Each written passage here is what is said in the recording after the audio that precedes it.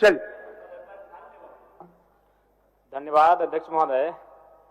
मेरा प्रश्न सीधा था लेकिन बड़ा गोल मटोल जवाब दिया गया है। मेरा प्रश्न था कि क्या यह बात सही है कि किसानों द्वारा खरीदे गए फसलों की राशि का भुगतान किस्तों में किया जाता है, और यदि किस्तों में किया जाता है और भुगतान में देरी होती है तो क्या ब्याज सहित राशि का भुगतान सरकार करेगी? चलिए माननीय मंत्री जी। सर एक बार फिर से सर बता दीजिए। हाँ मंत्री महोदय, मेरा प्रश्न ये है कि जो निर्धारित जयराम जी बट हम बता देते, किसान को जो आप समर्थन मूल्य देते हैं, समर्थन मूल्य का जो पैसा है अगर देर से अगर विलंब से अगर भुगतान होता है तो क्या उसमें इंटरेस्ट आप देंगे? यही ना? ठीक है, बोलिए अध्यक्ष महोदय। जी बोलिए। सर निश्चित तौर पर महोदय, अगर कहीं लगेगा कि हम लोग क्योंकि किसानों का अगर हक हम लोग मार रहे हैं तो निश्चित तौर पर इंटरेस्ट देंगे महोदय, ऐसी कोई बात नहीं है।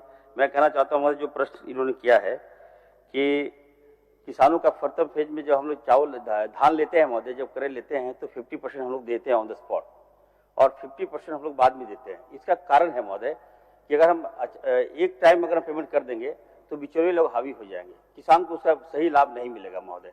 इसको देखते हुए हम लोगों ने निर्णय लिया है कि पहले हम किसानों को 50% देंगे, उसके बाद महोदय जब धान हमारे जाएगा तो मिल में जाएगा, वहां से जब साफ चावल आएगा महोदय उसके बाद 50% हम लोग दे देंगे महोदय।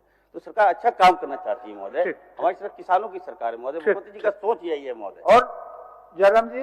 मंत्री महोदय, जब माननीयों का वेतन एक मुश्त एक किस्त में आता है तो किसानों को अगर आप किस्तों में देंगे तो किसानों का परिवार, उनकी आर्थिक स्थिति, उनके जो फसल का मूल्य है उसी पे निर्भर करता है। अतः हमें लगता है कि विभाग को दुरुस्त करने की आवश्यकता है। अगर खामियां है तो उन्हें दुरुस्त करें, क्योंकि एक किस्त में अगर उनको मूल्य दिया जाएगा तो बेहतर होगा। और प्लस जो आपका पैक्स और लैम्स का मामला है, हम यहाँ बैठकर चूंकि आपकी फाइलों को ऐसी कमरों में जवाब का उत्तर दिया जाता है, लेकिन धरातल पर अगर आप देखेंगे तो बिल्कुल ठीक इसके विपरीत है जो आप जवाब दे रहे हैं महोदय। पूरक पर आइए। देखिए मेरा पूरक यही अध्यक्ष महोदय कि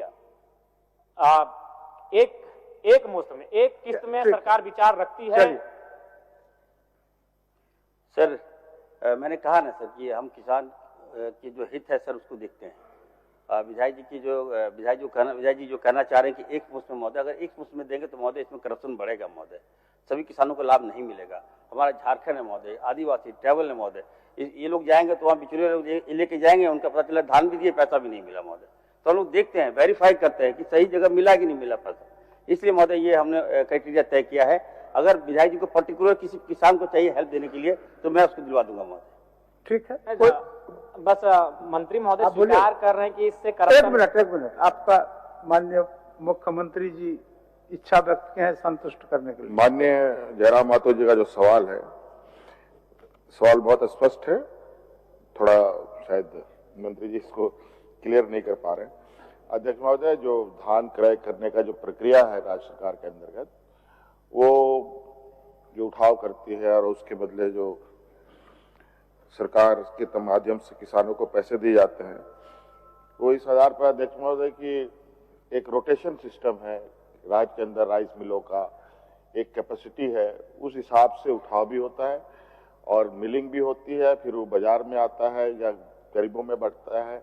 उसके बाद ये एक कंटिन्यूअस प्रोसेस है।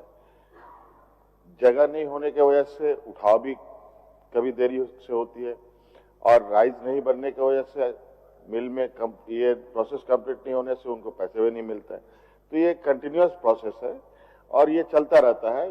हाँ, ये बात है कभी कभी किसी वर्ष किसी में अधिक समय लग जाता है, किसी जिले में किसी में समय पर मिल जाता है, तो ये फेज वाइज ही चलता है अध्यक्ष महोदय।